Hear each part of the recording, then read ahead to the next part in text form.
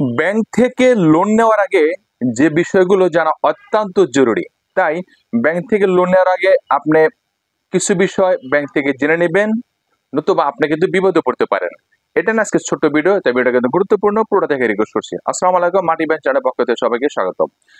আপনি ব্যাংক থেকে লোন নিতে চাচ্ছেন, হোক সেটা যে কোনো অ্যামাউন্ট হতে পারে, আপনার এমার্জেন্সির কারণে যে কোনো ব্যাংক থেকে লোন নিতে চাচ্ছেন, তাহলে লোন নেওয়ার আগে বেশ কিছু বিষয় কিন্তু ব্যাংক থেকে একদম নিট অ্যান্ড ক্লিন ভাবে জেনে নেবেন।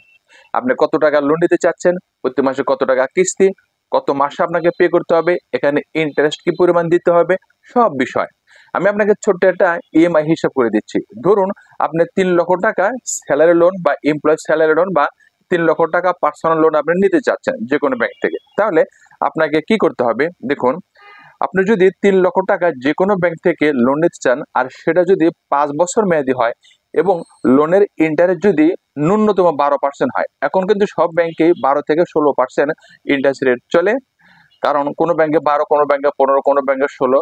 আমি যদি লোয়েস্ট যদি 12%ও ধরি, হয়তো কোনো ব্যাংকে আরেকটু কম হতে পারে। তো 5 লক্ষ টাকার লোন যদি আপনি নিতে চান বা 3 লক্ষ টাকার আপনি লোন নেবেন 5 বছর মেয়াদি, 12% হলে তার কত দিতে হচ্ছে? অর্থাৎ 3 লক্ষ টাকার লোনে 5 বছর মেয়াদি প্রতি মাসে আপনাকে ইনস্টলমেন্ট দিতে হবে 6,673 টাকা। মানে 6,673 টাকা প্রতি মাসে আপনাকে ইনস্টলমেন্ট দিতে হবে 5 বছর।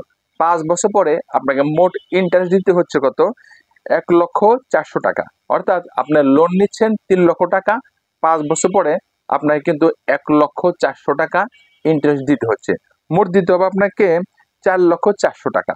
তাহলে এই যে 3 লক্ষ টাকা লোন নিচ্ছেন, আপনি হচ্ছে যে 5 বছর মেয়াদি 12% রেটে প্রতি মাসে ইনস্টলমেন্ট 6,600 সামথিং, এবং বছর শেষে মানে 5 বছর শেষে আপনাকে মোট ইন্টারেস্ট দিতে হবে 1 লক্ষর উপরে, মানে 1,04,000 টাকা প্লাস মাইনাস হতে পারে।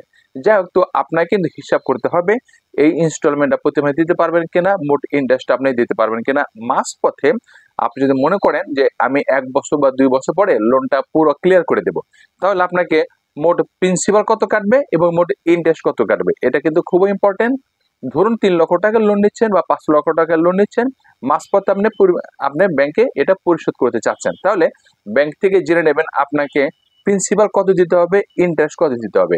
অনেকে দেখা যাচ্ছে 1 বছর 2 বছর লোন টানা পরে প্রিন্সিপাল কিন্তু কাটে না, শুধু ইন্টারেস্টটাই দিতে হচ্ছে, এরকম কিন্তু অনেক সময় শোনা যায়। যাই হোক, এই বিষয়গুলো কিন্তু আপনাকে ক্লিয়ার করে নিতে হবে। সেই সাথে লোনের সময় অনেক চার্জ ডকুমেন্ট আছে, স্যাংশন আছে, এসব কিন্তু সিগনেচার করার পরে ব্যাংকে যদি তর্ক করেন কোনো লাভ হবে না। আপনি তর্ক করেন, ঝগড়া করেন, কথা কাটাকাটি করেন, কোনো সমস্যা নেই। ওই চার্জ ডকুমেন্ট বা স্যাংশনের সিগনেচার করার আগে সব নিট অ্যান্ড ক্লিন ভাবে আপনি ঝগড়া করেন, জেনে নেন, তাতে আপত্তি নাই।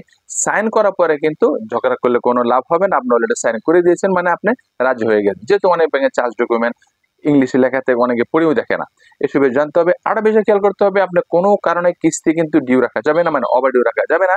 যদি 3টা কিস্তি বাকি পড়ে যায়, তাহলে আপনার কিন্তু সিআইবি খারাপ হবে, মানে ক্রেডিট ইনফরমেশন ব্যুরো।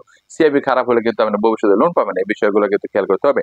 যে এটা ছিল আছে ছোট্ট ভিডিও, ভালো লাগবে অবশ্যই চ্যানেলটা সাবস্ক্রাইব করে মাঠে ম্যাচের পাশে থাকবেন ব্যাংক অ্যাক্টিভিটি জানার জন্য। ভালো থাকবেন, সুস্থ থাকবেন, আল্লাহ হাফেজ।